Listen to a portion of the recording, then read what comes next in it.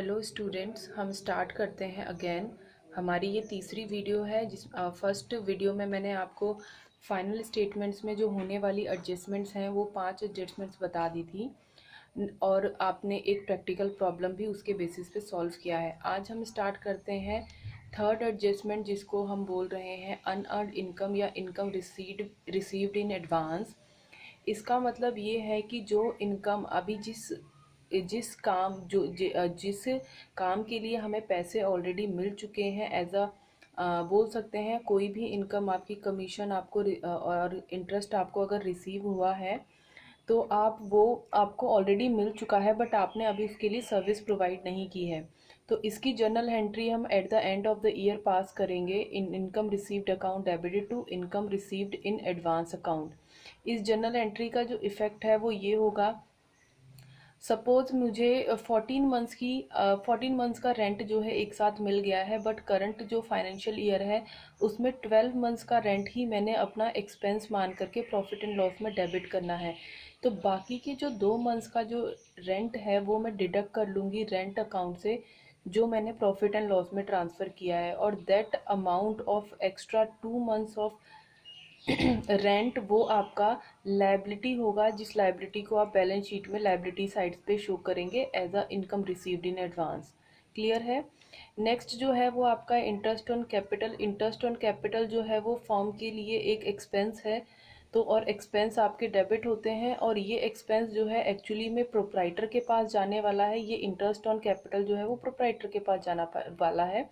इसी वजह से प्रोप्राइटर की कैपिटल इंटरेस्ट ऑन कैपिटल के अमाउंट से हम लोगों को इंक्रीज करनी है, और जब कैपिटल इंक्रीज होगा तो हम उसे क्रेडिट करेंगे। इस जर्नल एंट्री का इफेक्ट डायरेक्टली फाइनल अकाउंट्स में क्या होगा वो हम देख लेते हैं। डेबिट साइड के आपके पीएनएल अकाउंट में आपने इंटरेस्ट ऑन कैपिटल के अमाउंट को शो करना है, और सेम अमाउंट को आपने लायबिलिटी साइड पे जो आपने कैपिटल ट्रांसफ़र की है ट्रायल बैलेंस से उसमें आपने ऐड कर देना है। क्लियर है आपको। नेक्स्ट आइटम है आपका interest on drawing. Interest on drawing जो है वो फर्म के लिए इनकम होगी और ओनर के लिए वो इंटरेस्ट ऑन ड्राइंग जो है वो एक्सपेंस होगी। तो जनरल एंट्री हम पास करेंगे drawing account debited to interest on drawing. Interest on drawing जो है मैंने आपको बताया कि वो फर्म के लिए गेन है, जिसकी तो आप हमने जो भी इनडायरेक्ट गेन्स होती हैं उन सबको आप प्रॉफिट एंड लॉस में क्रेडिट साइड पे शो करेंगे। और ये आपके प्रोप्राइटर के लिए एक्सपेंस है, वो उसकी कैपिटल को डिडक्ट करेगी, तो हम कैपिटल के अमाउंट में से इंटरेस्ट ऑन कैपिटल के अकाउंट इंटरेस्ट ऑन ड्राइंग के अकाउंट अमाउंट को जो है वो डिडक्ट करके शो करेंगे। क्लियर है। नेक्स्ट आपका आइटम है interest on loan. Interest on loan भी एक हम बोल सकते हैं एक आउटस्टैंडिंग एक्सपेंस की तरह है। एक अलग से हेड मैंने यहाँ पे बना दिया है, अदरवाइज इंटरेस्ट ऑन लोन को आप एक आउटस्टैंडिंग एक्सपेंस की तरह ट्रीट कर सकते हैं। तो interest on loan account debited to outstanding interest on loan, ये आपकी जर्नल एंट्री बनेगी, और आप इस जर्नल एंट्री का इफेक्ट जो है वो पीएनएल अकाउंट में शो करेंगे पीएनएल में डेबिट करके। और सेम अमाउंट जो है वो आपके पास चॉइस है, या तो जो लोन का अमाउंट आपकी लायबिलिटी साइड पे बैलेंस शीट में शो हो रहा होगा आप उसमें ऐड कर दें, या अलग से शो कर दें as a outstanding liability interest on loan करके आप शो कर सकते हैं। करना दोनों में से आपने एक ही काम है, या तो आप इंटरेस्ट के अमाउंट को लोन में ऐड कर दें, या फिर आप उसको एज अ अलग आइटम जो है वो लायबिलिटी साइड पे बैलेंस शीट में शो करेंगे। नेक्स्ट आइटम पे आते हैं। नेक्स्ट आइटम है हमारा बैड डेट। बैड डेट क्या होते हैं मैं आपको बता दूं। अगर बैड डेट आपके ट्रायल बैलेंस में गिवन है तो आप उसे पीएनएल में डेबिट साइड पे लिख करके पोस्ट कर देंगे। बट अगर आपको कोई bad debt outside the trial balance given है, लेट्स से हमारे जो भी डेटर थे eight the end of the year owner को ये कंफर्म सर्टेन पता चल गया है कि मेरे इतने डेटर्स जो हैं वो मुझे पैसा नहीं देने वाले हैं, तो उनको मैं बैड डेट या फर्दर बैड डेट बोलूँगी। स्टूडेंट्स यहाँ ध्यान देंगे, ये सर्टेन अमाउंट है, या तो ये परसेंटेज में गिवन होगा आपको, या तो फिर आपने जो है वो कैलकुलेट करना होगा, परसेंटेज गिवन होगी, नहीं तो आपको अमाउंट गिवन होगा। ये सर्टेन अमाउंट है, और इसका जो जर्नल एंट्री है वो ये होगी bad debt account debited to debtor. और इसका इफेक्ट ये होगा कि आपने बैड डेट को, अगर ऑलरेडी बैड डेट गिवन है ट्रायल बैलेंस में तो उसमें ऐड कर देंगे, अगर गिवन नहीं है तो डेबिट साइड पे लिख देंगे एज अ सेपरेट आइटम। और उतने ही अमाउंट से जितने डेटर्स हमारे बैड हो गए हैं वो हमें अब पे नहीं करने वाले हैं। तो हम एक्चुअल डेटर की वैल्यू निकालने के लिए उस अमाउंट को, बैड डेट के अमाउंट को डिडक्ट कर देंगे डेटर में से, और वो डेटर जो है वो आपकी बैलेंस शीट में शो हो रहे होंगे। क्लियर है। नेक्स्ट है आपका प्रोविजन फॉर डाउटफुल डेट। देखिए, प्रोविजन फॉर डाउटफुल डेट और बैड डेट में बच्चे बहुत कंफ्यूज्ड होते हैं, बट यहाँ मैं बता दूं कि ये वाला वैल्यू जो है वो सर्टेन है। एक्चुअली में at the end of the year organisation को पता चल गया है कि इतने लोग पैसा नहीं देने वाले, लेकिन प्रोविजन फॉर बैड डेट जो है एक एस्टिमेटेड वैल्यू होती है। प्रीवियस जो हमारी लर्निंग होती है उसके बेस पे हम एक एस्टिमेटेड वैल्यू निकालते हैं। ये पता करते हैं कि कौन से डेटर्स जो हैं हमें पैसे नहीं देने वाले, उनको हम डाउटफुल डेटर मानते हैं। इसकी जर्नल एंट्री होगी provision for doubtful debt to debtors account. Treatment दोनों का आपका सेम होगा, तो इतनी ज़्यादा घबराने की ज़रूरत नहीं है। अगर मैं यहाँ पर बता दूँ, सेम डेबिट करेंगे हम पीएनएल अकाउंट में, चाहे आप इसके अंदर ऐड कर दें, चाहे आप अलग से सेपरेट आइटम लिख दें, इट्स योर चॉइस, और डिडक्ट कर देंगे हम डेटर में से।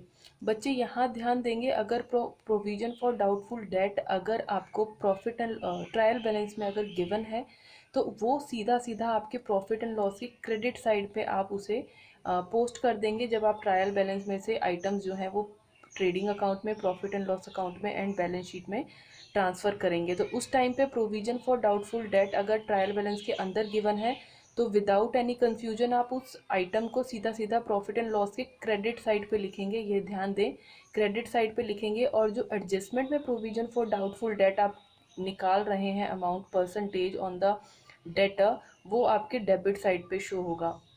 इतनी बात सभी को क्लियर हो जानी चाहिए। नेक्स्ट आइटम हम देखेंगे provision for discount on debtor. See, ये वो वाले लोग हैं जो पैसा नहीं देने वाले हैं। ये प्रोविजन भी एस्टिमेटेड है, बट डिस्काउंट का, कि जो लोग हमें कंफर्म्ड पैसे देने वाले हैं, पेमेंट करने वाले हैं, हमारे गुड्स जिन्होंने परचेज किए हैं, वो जब हमको टाइमली पेमेंट करने आएंगे तो हो सकता है कुछ डिस्काउंट का डिमांड करें। तो कितने डेटर्स हैं जो डिस्काउंट का डिमांड करेंगे, तो हम उसको अपने रेवेन्यू में से हटा देंगे, तो हमारा जो है वो पीएनएल अकाउंट डेबिट हो जाएगा to provision for discount.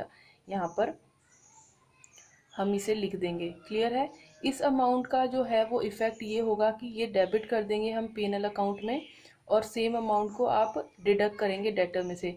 Student, ये तीनों आइटम्स जो हैं उनका ट्रीटमेंट ऑलमोस्ट सेम है, बट ध्यान रहे जनरल एडजस्टमेंट में इन तीनों के बारे में इंफॉर्मेशन भले आगे पीछे दी हो सकता है आपको इंफॉर्मेशन इसकी पहले दी हो और इसकी बाद में दी हो, या हो सकता है इसकी इंफॉर्मेशन पहले दी हो फिर इसकी इंफॉर्मेशन गिवन हो फिर इसकी गिवन हो। बट आपने जब भी अमाउंट कैलकुलेट करना है वो सबसे पहले इसका कैलकुलेट करना है, देन इसका कैलकुलेट करना है, फिर उसके बाद इसका कैलकुलेशन करना है। जब मैं आपको प्रैक्टिकल प्रॉब्लम करवाऊंगी तो उस टाइम पे मैं आपको कैलकुलेशन करना बताऊंगी कि डेटर में से सबसे पहले आप बैड डेट का अमाउंट डिडक्ट करेंगे, जो रिमेनिंग डेटर बचेंगे उनके ऊपर आप डाउटफुल डेट वाला प्रोविज़न लगाएंगे, और उसके बाद जो डेटर बचेंगे आप उनके ऊपर डिस्काउंट वाला प्रोविज़न का परसेंटेज लगा करके कैलकुलेट करेंगे। आई होप इतनी बात आप सभी को क्लियर होगी। जब हम प्रैक्टिकल प्रॉब्लम सॉल्व करेंगे तो वो बात और अच्छे से क्लियर हो जाएगी। अभी आप इस बात को समझें और ये जो आपकी ट्रीटमेंट है उनको लर्न करें। नेक्स्ट जो है वो अबनॉर्मल लॉस की बात करते हैं। अबनॉर्मल लॉस आपके दो टाइप के होते हैं, एक तो गुड्स का होगा और एक फिक्स्ड एसेट का होगा। तो गुड्स का होगा तो हम गुड्स में दो कैटेगरी बनाते हैं, एक जब गुड्स में कोई भी इंश्योरेंस नहीं किया गया होगा, दूसरा अगर इंश्योरेंस है। अगर इंश्योरेंस नहीं किया गया है तो वो अबनॉर्मल लॉस आपका टोटल लॉस होगा। गुड्स का है, इट मीन्स जो आपने गुड्स परचेज किए थे उसको आपने मैन्युफैक्चरिंग प्रोसेस में यूज़ नहीं किया है, तो आप उसे इस साल के डायरेक्ट एक्सपेंस को, इस साल उसको डायरेक्ट एक्सपेंस आप उसे कंसिडर नहीं करेंगे और परचेज को रिड्यूस कर देंगे क्रेडिट करके, और क्योंकि ये लॉस है तो प्रॉफिट एंड लॉस अकाउंट में आप उसे डेबिट कर देंगे। तो इसका इफेक्ट ये होगा कि आपने जो अमाउंट गुड्स आपके लॉस हुए हैं आपने परचेज में से डिडक्ट करना है, और परचेजेस आपके ट्रेडिंग अकाउंट में शो होता है, और उस सेम अमाउंट को आपने पीएनएल अकाउंट में लिख देना है। क्लियर है इतनी बात। ये जब होगा जब आपका कोई भी इंश्योरेंस नहीं है और आपके गुड्स जो हैं वो डिस्ट्रॉय हो गए हैं किसी भी रीज़न से। हो सकता है कि वो चोरी हो गए हैं या फिर हो सकता है कि आग लग गई है, फायर हो गया है, जो भी कोई रीज़न हो सकता है। नेक्स्ट है, अगर गुड्स का आपने इंश्योरेंस करवा रखा है तो इंश्योरेंस कंपनी आपको कुछ ना कुछ क्लेम देगी। हो सकता है आपको 100% क्लेम मिल जाए, बट ऐसा कभी होता नहीं है। जनरली आपको 80%, 70% या 50% क्लेम जो है वो मिल जाता है। यानी अगर मैं कहूँ कि आपके 100 रुपीज़ से गुड्स डिस्ट्रॉय हुए हैं तो इंश्योरेंस कंपनी जो है वो 60 रुपीज़ आपको दे देगी और 40 रुपीज़ आपका जो है वो एक्चुअल लॉस माना जाएगा। तो यहाँ पर हम देखेंगे जो भी 60 रुपीज़ इंश्योरेंस कंपनी आपको दे देगी, आप उस अमाउंट से इंश्योरेंस क्लेम को डेबिट कर लेंगे, क्योंकि वो आपको पैसा तुरंत नहीं मिलेगा तो उसको आप एज अ एसेट कंसिडर करके डेबिट कर देंगे। और जो 40 रुपीज़ बचे हैं उस 40 रुपीज़ को आप पीएनएल में डेबिट कर देंगे, क्योंकि वो आपका लॉस है। और टोटल जो अमाउंट है आपका 100 रुपीज़ का, जिससे गुड्स आपके ख़राब हो गए थे, लॉस हो गया था, उससे आप परचेजेस को डिडक्ट कर देंगे। अब इसमें 3 आइटम जो है देख रहे हैं आप इन्वॉल्व हो रही है, तो तीनों आइटम को आप कहाँ कहाँ कंसिडर पोस्ट करेंगे वो आप यहाँ पर ध्यान से देख सकते हैं। जो टोटल अमाउंट है वो आपने परचेजेस में से डिडक्ट करना है, जो मैंने यहाँ पर एग्जांपल लिया है। सपोज 100 रुपीज़ का आपके गुड्स डिस्ट्रॉय हुए हैं तो आपने 100 रुपीज़ को परचेज में से डिडक्ट करना है। जो क्लेम आपने इंश्योरेंस कंपनी आपको देने वाली है उस क्लेम को आप एसेट साइड पे बैलेंस शीट में शो करेंगे। और जो रिमेनिंग 40 रुपीज़ आपके रह गए हैं वो अमाउंट आपको प्रॉपर लॉस है, उसको आप पीएनएल में डेबिट साइड पे लिखेंगे। नेक्स्ट आइटम आपकी है एबनॉर्मल लॉस फिक्स्ड एसेट का।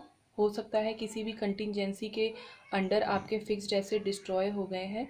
अब फिक्स्ड एसेट मशीनरी हो सकती है, आपके ट्रक्स हो सकते हैं, अगर आपको लॉस हुआ है तो यहाँ पर आपने उस लॉस को पीएनएल में डेबिट करना है। और आपके फिक्स्ड एसेट कम हो जाएंगे तो फिक्स्ड एसेट को क्रेडिट करके, क्योंकि वो रियल नेचर के होते हैं, और फिक्स्ड एसेट को रिड्यूस करना है तो आप उन्हें क्रेडिट कर देंगे। इसका इफेक्ट आपके फाइनेंशियल स्टेटमेंट पे ये पड़ेगा कि आपने जो लॉस का अमाउंट है वो पीएनएल में डेबिट कर देना है, और जितने अमाउंट का आपका एसेट डिस्ट्रॉय हुआ है या लॉस हुआ है उस अमाउंट को फिक्स्ड एसेट के अमाउंट में से आपने डिडक्ट कर देना है। नेक्स्ट जो है वो आपकी है charity in form of goods. यानी अगर आपने गुड्स के फॉर्म में चैरिटी दी है, यानी फ्री ऑफ कॉस्ट आपने गुड्स डिस्ट्रीब्यूट किए हैं, तो वो एक तरीके का आपका एक्सपेंस होगा। और गुड्स जब आपने परचेज़ किए थे तो आपने परचेजेस को डेबिट किया था, वो आपका डायरेक्ट एक्सपेंस है।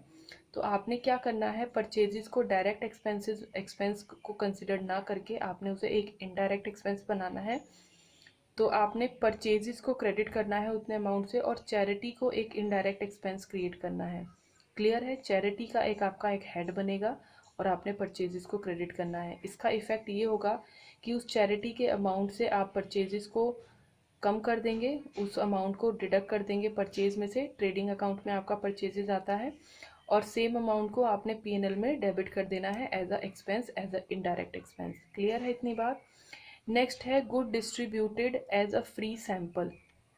यानी आपने एडवर्टीजमेंट के लिए आपने गुड्स, फिनिश गुड्स आपके हो सकते हैं, वो आपने अपनी सेल्स प्रमोशन को इंक्रीज करने के लिए फ्री में बांट दिया है, तो वो आपका एक्चुअली में डायरेक्ट रेवेन्यू को कम कर रहा है। तो आपने उसको यहाँ पर एडवर्टीजमेंट एक नया हेड बनाना है और परचेजेस को कम कर देना है। क्लियर है? इसका ट्रीटमेंट भी सेम होगा, ऊपर वाले की तरह ही आपने सेम अमाउंट को परचेजेस में से डिडक्ट करना है और पीएनएल में उसे एक्सपेंस की तरह शो करना है एडवर्टीजमेंट के हेड के अंदर। इतनी बात आई होप सभी को समझ में आई होगी। नेक्स्ट आपका जो ट्रीटमेंट होना है वो होता है drawing in form of goods. अगर ओनर ने कोई गुड्स ले लिए हैं फर्म में से, तो वो, अगर ओनर ने फर्म से कोई भी चीज़ विड्रॉ की है इन फॉर्म ऑफ कैश और इन फॉर्म ऑफ गुड्स, तो उसको हम ड्राइंग बोलेंगे। और गुड्स के फॉर्म में की है तो हम परचेज को रिड्यूस कर देंगे और ड्राइंग को एज अ एक्सपेंस जो है वो यहाँ पर क्रिएट करेंगे। तो ड्राइंग का अमाउंट जो है वो आपको पता है कि ड्राइंग्स हमेशा जो है वो कैपिटल में से डिडक्ट होती है, और परचेज को भी आपने कैपिटल में से डिडक्ट करना है, क्योंकि वो परचेज का आपने गुड्स जो है वो मैन्युफैक्चरिंग प्रोसेस में यूज़ नहीं किया है। तो जो अमाउंट है आपका, जितना भी अमाउंट का आपका ओनर ने गुड्स लिए हैं उन सभी को आप डिडक्ट कर देंगे परचेज में से, और सेम अमाउंट को आप कैपिटल में से डिडक्ट कर देंगे as a liability in balance sheet. Next है आपका डेफर्ड रेवेन्यू एक्सपेंडिचर। बच्चों यहाँ पर आपको सबसे पहले इस डेफर्ड रेवेन्यू एक्सपेंडिचर की डेफिनेशन बहुत अच्छी तरीके से पता होनी चाहिए। तो मैं आपको एक बार दोबारा से रिवाइज करवा देती हूँ। डेफर्ड रेवेन्यू एक्सपेंडिचर आपके वो एक्सपेंडिचर होते हैं जो आपके एक ही साल में खर्च होते हैं, बट उनका आपको बेनिफिट काफ़ी टाइम तक मिलता है, मोर देन 2-3 ईयर से लेकर के 5 ईयर तक आपको उसका बेनिफिट मिलता है। तो खर्च तो आपने उसे करंट ईयर में कर दिया है, बट अगर आपका उसका सेम पूरा का पूरा अमाउंट करंट ईयर में प्रॉफिट एंड लॉस में डेबिट करेंगे तो हो सकता है कि आपका जो प्रॉफिट है वो लॉस में कन्वर्ट हो जाए, और ये ट्रीटमेंट एक तरीके से गलत होगा।